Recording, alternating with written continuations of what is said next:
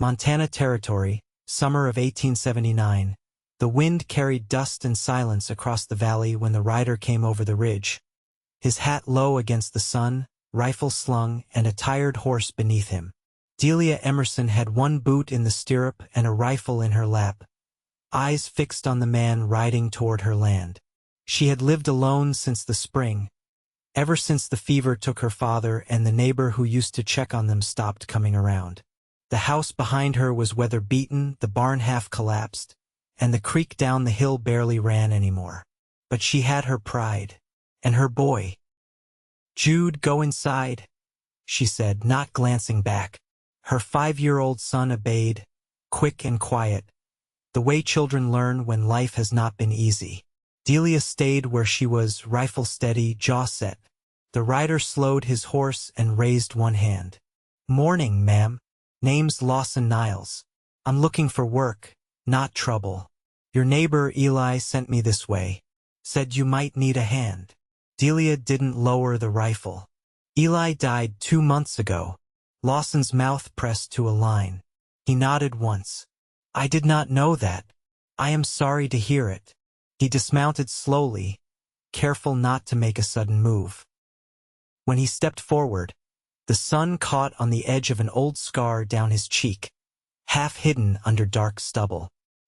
His shirt was worn at the collar, boots crusted with trail dust, and his voice held a gravelly steadiness that made her pulse jump against her will. "I can fix fences, dig wells, shoe horses. I do not ask for much. Just a roof and whatever meals you can spare." Delia lowered the rifle just an inch. "Why here?" "Because it looks like you could use help. And because I need a place to stop running." That made her eyebrows lift. "Running from what?" "Nothing anymore," he said, voice low. "Just the war. And myself, maybe." Delia hesitated. Her fingers curled tighter around the rifle. Then Jude opened the door behind her and called, "Mama, is he staying?" She turned halfway, enough to see her son's pale face and unruly brown hair. She looked back at Lawson. "You're not sleeping in the house. The barn's still standing enough. You work, you eat. That's it." He nodded once. "Fair deal." That night, Lawson chopped wood until sweat soaked through his shirt. Delia watched from the front porch, her sewing forgotten in her lap. She noticed how he moved like a man used to doing everything alone, careful with his strength. Jude sat beside her, head lolling against her shoulder, already halfway asleep. By the time the stars were out, Lawson had repaired the broken latch on the barn door, swept out the hayloft, and laid his bedroll near the wall where the wind did not reach. He did not ask for anything more. He did not even come near the porch. The days that followed began to fold into each other. Lawson repaired the broken fence around the chicken pen and mended the roof of the smokehouse. He showed Jude how to tie knots and made the boy laugh so hard once Delia had to bite her lip to keep from joining in. One afternoon, as she hauled a heavy basket of wash toward the line, Lawson stepped up beside her and took it from her hands without a word. She blinked, startled. He did not meet her eyes, just walked ahead and hung each piece of clothing with the quiet care of a man who had been taught to respect labor. That evening, she found herself watching him again from the porch. Jude had gone to bed early, worn out from chasing frogs at the creek. The sky was a deep purple, the air still warm. Lawson leaned against the post of the porch, arms crossed. "He is a good boy. He has had to grow up quicker than most." Her voice was softer than she meant it to be. Lawson nodded. "He is lucky to have you." Delia looked away. "I do not feel very lucky most days." Silence stretched between them, but it was not sharp. It was gentle. Lawson stepped closer, slowly. "You do not have to do it alone." She met his eyes then. "I have been alone for a long time." He reached out, careful and slow, like approaching a skittish colt. His hand brushed hers, just the back of his fingers warm and rough. She froze. He did not push. Just let his fingers rest there, enough to feel the heat of her skin. "I will not take more than you give," he said quietly. Her throat tightened. She did not pull away. Later that night, she lay awake listening to the creak of the wind and the soft scrape of hay in the barn. She imagined his hand again, the way it had brushed hers. She had not been touched like that, not since before Jude was born. Not since before the man who gave her a son walked away and never came back. The next day, she found herself waiting for him to come in from the pasture. When he finally did, sweat on his brow and dirt on his hands, she handed him a cup of water. Their fingers touched again. He looked up at her, and this time she did not look away. That evening, as the sun dipped low, they sat on the porch steps. Jude slept upstairs, and the only sound was the wind in the grass. Lawson reached out again, slower this time. His fingers brushed a strand of her dark hair behind her ear. She stiffened, but only for a second. Then she let him. "You sure?" he asked, voice low. She nodded. He ran his hand back through her hair, gentle as a breeze. Her eyes fluttered shut, her breathing hitched, and then, with the kind of patience that made her chest ache, he leaned in. He kissed her, slow and light, like he was afraid she might shatter. She kissed him back, her hand rising to his chest, her fingers curling in the fabric of his shirt. When they pulled apart, she kept her forehead against his. "I never thought I would let myself care again," she whispered. He smiled, not wide but real. "You just did." And she did not regret it. Not one bit. The following morning opened with a pale mist clinging to the low hills, the kind that softened the edges of things.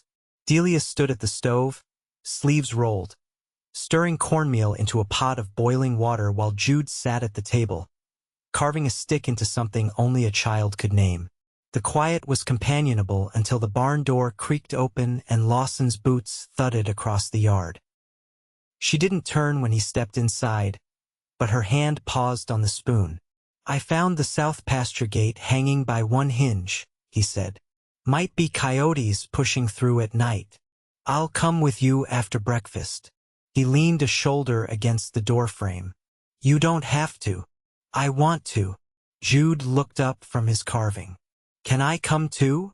"Not today," Delia said. "It's boggy down there. You'll stay up here and help fetch water." Lawson's glance drifted to the boy, then back to Delia.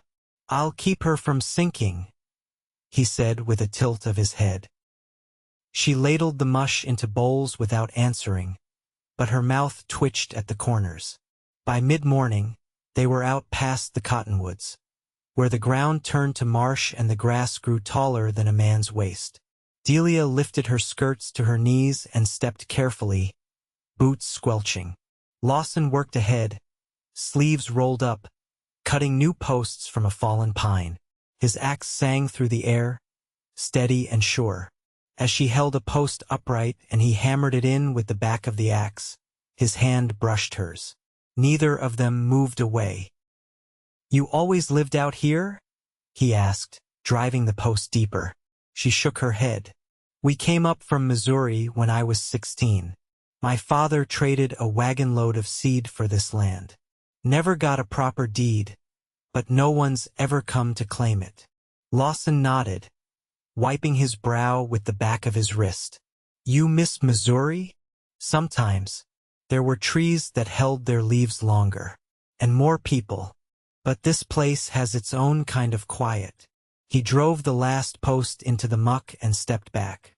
Quiet's not always a bad thing. They stood there a moment, the wind threading between them.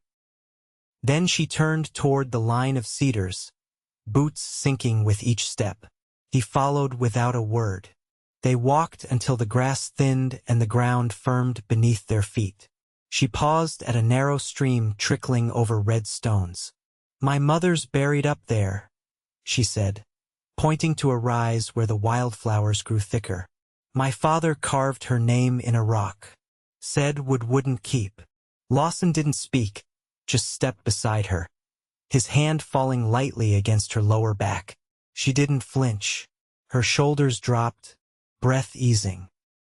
"You never talk about your people," she said, watching the stream. He crouched and picked up a flat stone. "Not much to say. My father died at Antietam. Mother followed before the war ended. I went west after that. Rode with cattle drives, guarded stage lines. Kept moving. Why stop now?" He turned the stone in his palm. "Because your boy laughs like the world hasn't hurt him yet. And because when you look at me, I don't feel like a ghost." She looked at him then, really looked. The scar down his cheek, the way his eyes never darted, just held steady. She reached out and touched the collar of his shirt, smoothing it flat. "You don't talk pretty," she said. "I don't know how. I think I prefer it that way." He dropped the stone into the stream and stood. "We should head back. That sky's turning too white." They reached the house as clouds gathered low and restless. Jude was sitting on the porch steps, an empty pail beside him and his hands muddy to the wrists. "I tried to carry more water," he said, eyes wide, "but the bucket tipped." Delia crouched beside him, brushing dirt from his elbows with her apron. "You did your best." "That's enough." Lawson picked up the pail and headed to the well without a word. When he returned, he set it down beside the door and looked at Jude. "Tomorrow, I'll show you how to balance it better." "Really? Reckon so." That evening, the wind picked up, and the first drops of rain came before the sun was fully down. Delia lit a lamp and set it on the table. She and Lawson sat across from each other while Jude slept curled in the corner, wrapped in a quilt. Lawson reached for the whetstone in his pocket and began running it along the edge of his knife, the sound rhythmic. "You ever think about leaving here?" he asked, eyes on the blade. "I used to," she said, "when the nights got too long. But I don't anymore." He set the knife down. "Why not?" "Because I don't want to." She stood and crossed to the window. The rain tapped soft against the glass. Behind her, the chair scraped as Lawson rose. He stopped behind her, close enough that she could feel the heat of him. His hand came to rest lightly at her waist. "You sure?" She nodded. He turned her gently to face him. She didn't look away. He touched the edge of her jaw, then her cheek. Her breath caught, but she didn't pull back. This time, when he kissed her, it wasn't tentative. It was quiet but certain, like something long waited for and finally come. Her hands slid up to his shoulders, and she leaned into him, steady and strong. When they parted, she pressed her forehead to his and closed her eyes.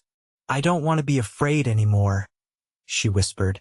"You're not," he said. "Not with me." And she believed him. The rain had come and gone by morning, leaving the ground soft and the air threaded with the scent of wet earth and pine. Delia stood at the hearth, sleeves damp from kneading dough, as a line of steam curled up from the basin beside her. Across the room, Jude crouched near the fire, turning a scrap of birch bark between his fingers, humming something tuneless. Lawson stepped in from the yard, shaking water from his hat and setting it on the peg by the door. His shirt clung to his shoulders, the damp darkening the fabric. He didn't speak at first, just looked around the room like it had never quite belonged to him until now. "Creek's risen half a foot," he said, voice low. "Some of the fence posts we set yesterday are shifting." Delia didn't answer right away. She wiped her hands on her apron, pulled the kettle from the hook, and poured water into the tin cups on the table. Then she met his eyes. "We've got spare rails behind the smokehouse. I'll come help set them again before they wash away." Lawson nodded, but he didn't move toward the door. Instead he glanced toward Jude, then back to Delia. His voice dropped, quieter than before. "I've been thinking of putting in a bridge across the narrow bend.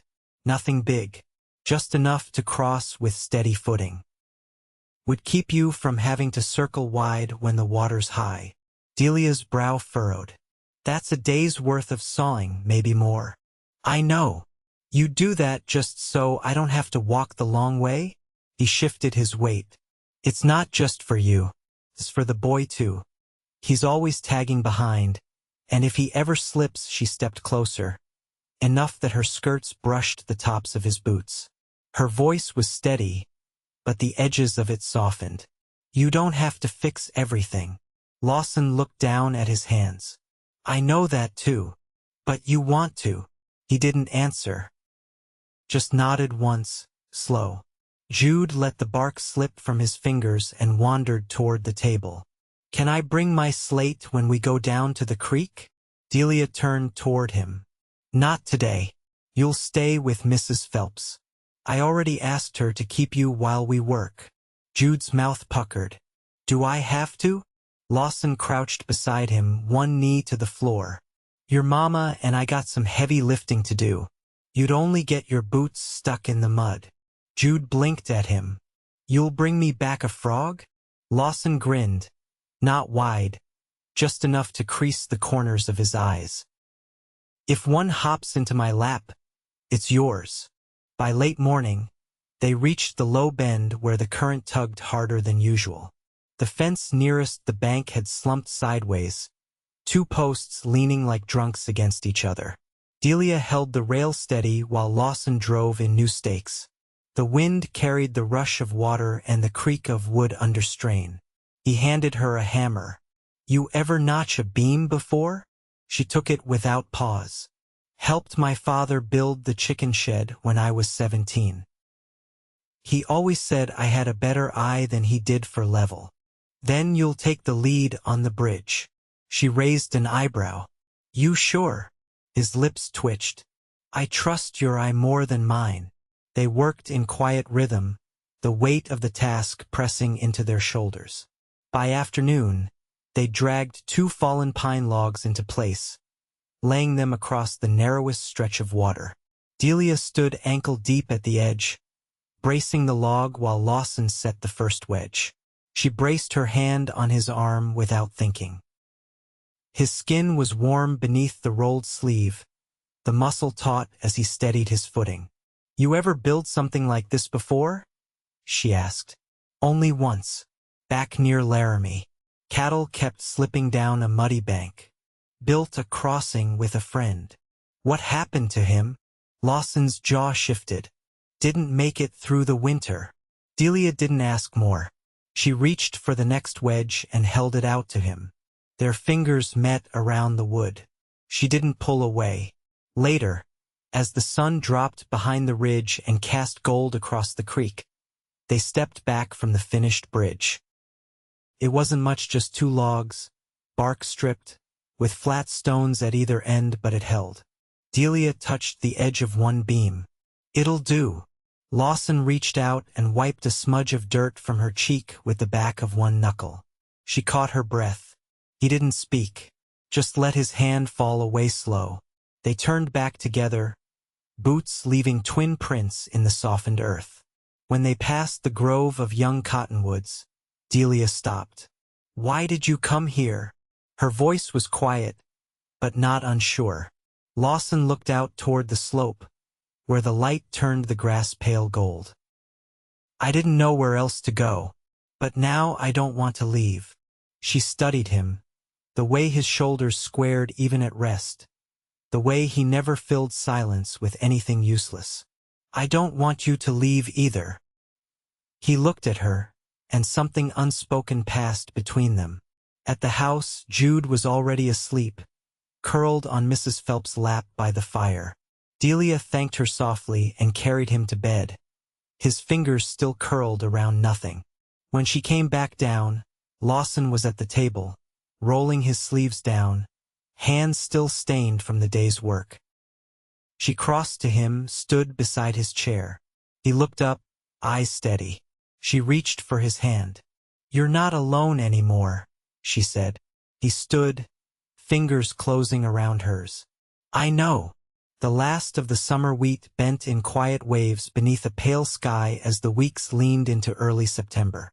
The air had turned sharper in the mornings, not yet cold, but edged with a warning.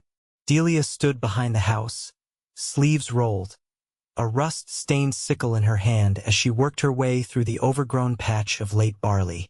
Her back ached, but she didn't stop. The grain was thin this year, and every stalk counted. Lawson's voice reached her from the edge of the field. "You're cutting too low. You'll wear your wrists out." She didn't straighten. "I've done it this way since I was 16.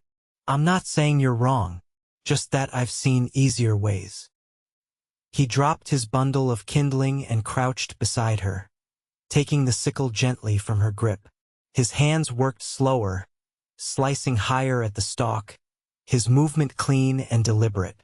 "You're not from Missouri," she said, wiping sweat from her brow with the back of her wrist. "No, where then?" "Georgia, just west of the Ogeechee River. My mother kept bees, and my father drove timber down the river until the war started." Delia watched the curve of his shoulders as he worked. She could see now the difference in how he moved when he wasn't braced against caution.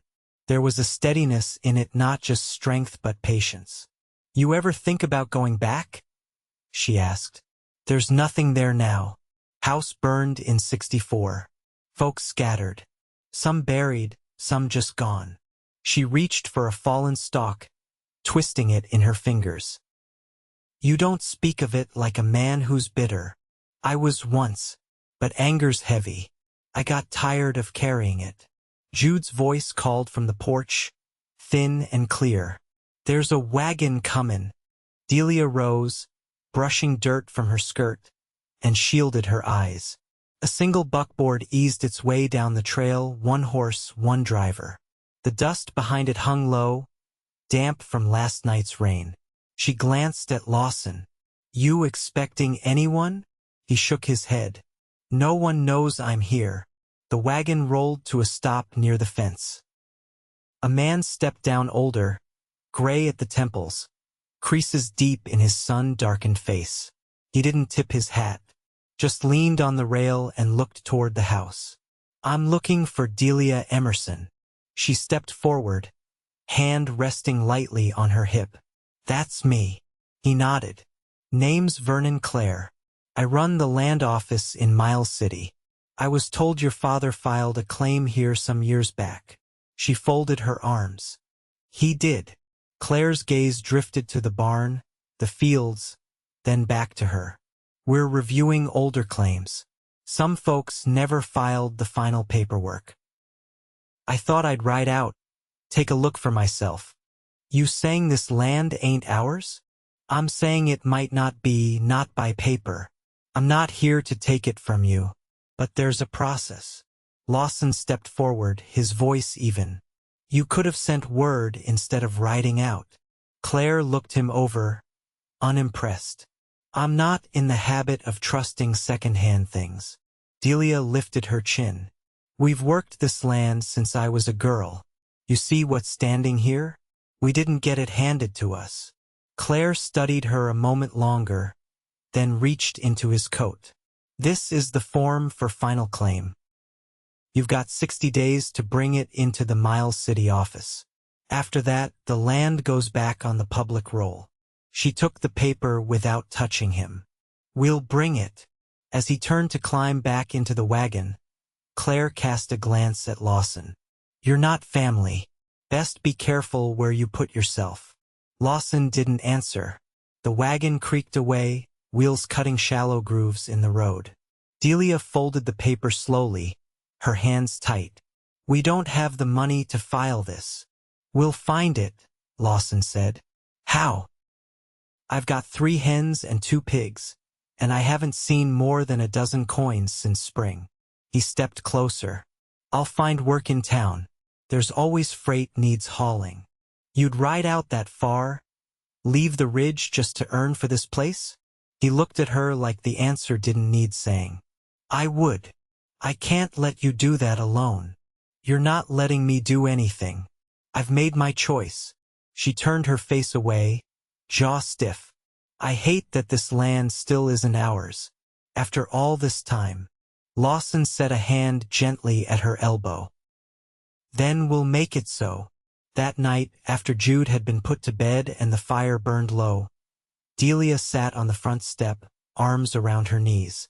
Lawson joined her quietly, his boots bare, the floorboards cool beneath them. "You ever think about getting married?" she asked, her voice so soft it barely stirred the air. He didn't answer quickly. When he did, his voice was low. "I've thought about what it means. Not the paper. The promise." She turned her head to look at him. In the dim light, his face was half-shadowed. "I want someone to stay," she said. "Not because they have to, but because they know what it costs to keep a thing going, and they do it anyway."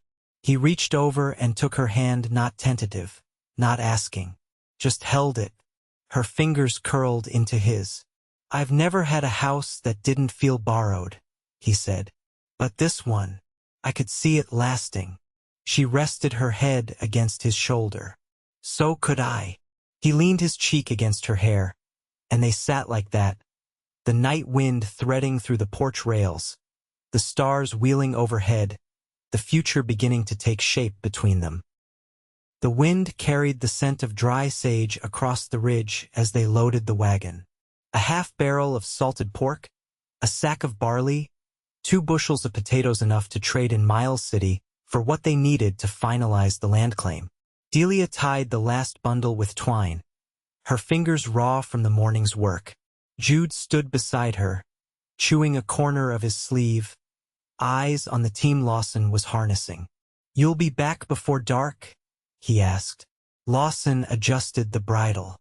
"Depends on how long the clerk keeps us waiting." Delia ruffled her son's hair. "Mrs. Phelps is expecting you. You remember your manners." Jude nodded solemnly, then turned to Lawson. "If the wagon breaks, you won't leave Mama behind?" Lawson crouched beside him. "Not ever." They left before midday, wheels grinding under the weight of the load. The trail east curved through low hills and clusters of pine, the road rough and uneven but familiar. Delia sat beside Lawson, her hands folded in her lap, bonnet tied tight against the wind. After a long stretch of quiet, she spoke. "I kept wondering when someone would come tell me this land wasn't mine. I used to wake up thinking I'd see a man at the gate with a paper and a badge." Lawson kept his eyes on the trail. "And now, I'm tired of waiting for things to be taken. It's time I claimed something for myself." He glanced at her then, the corner of his eye catching the set of her jaw. "You already did." Miles City rose slow on the horizon, a scattering of wooden buildings, smoke drifting from chimneys, and the scent of livestock and coal thick in the air. They reached the land office before the sun tipped west. Inside, the clerk behind the counter wore spectacles and a sour expression, but his hands moved quickly once the coins hit the wood. Delia signed her name in careful script. Lawson stood beside her, arms crossed, silent as the ink dried. When the papers were stamped, the clerk slid them forward without looking up. "That's it?" she asked. "That's it," the man said, already reaching for the next form. They left with the deed folded in her satchel, neither speaking until the wagon was clear of town. "I thought I'd feel different," she said. "You are different," Lawson answered. "You just don't need paper to prove it." They camped that night near the edge of a dry wash, too far to make it back before dark. Lawson gathered brush while Delia set the fire. The sky above them bled from orange to indigo, and the stars came out one by one. She poured water into the tin pot, adding a pinch of salt and the last of the cornmeal. "You ever think about what comes next?" He looked up from where he was feeding the fire. "You mean after the land's ours?" "I mean after this. All of it. The work, the waiting, the wondering."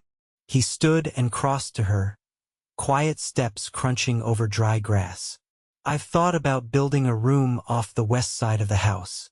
Something with light in the morning. Maybe a porch deep enough to sit under when it rains." She handed him the spoon. And I keep thinking of you in that room. Sewing maybe, or reading to Jude. Me fixing the roof when it leaks.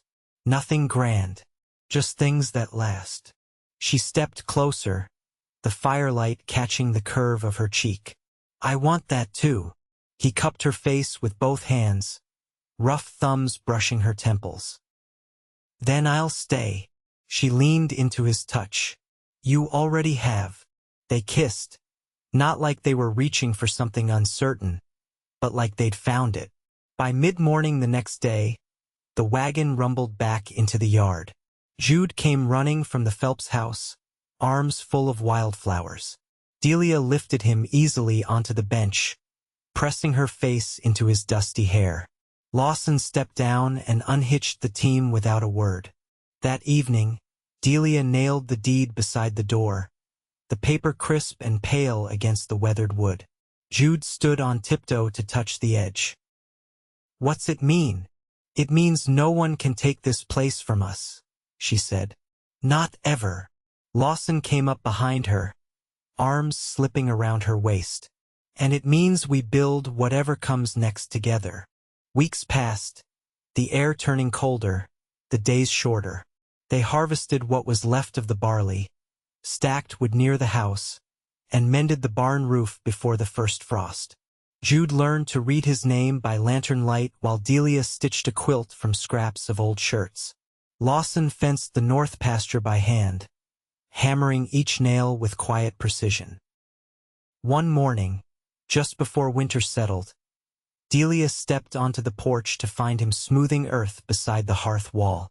A pair of posts stood upright, joined by a beam. She crossed her arms. What's this? He looked up, eyes warm.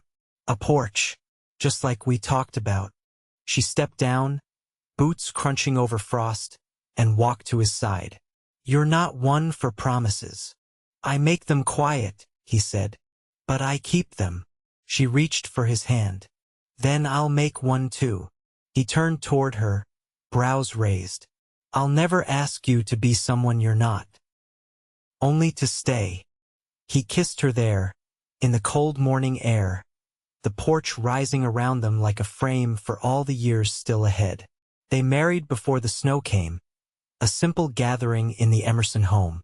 Mrs. Phelps baked a pie, and the preacher rode up from the mission with a Bible wrapped in cloth. Jude stood between them, holding their hands, his solemn face breaking into a grin only once, when Lawson promised to love them both. When spring arrived, it came in soft rain and the green mist of new shoots. The porch was finished, the room off the west wall built with wide windows and a shelf for Jude's slate and books. Delia's sewing basket sat near a rocking chair Lawson carved himself. The house didn't creak the way it used to. It settled, and so did they. Lawson rose early each morning, boots on before the rooster crowed, and Delia brewed coffee with a pinch of salt, the way he liked it. Jude grew tall and sure-footed, his laughter rolling across the fields like wind through wheat. They planted more than they needed, knowing now there'd be enough. And when the sun set each night, they sat side by side on the porch he built, her hand always finding his, their fingers laced in quiet, lasting promise.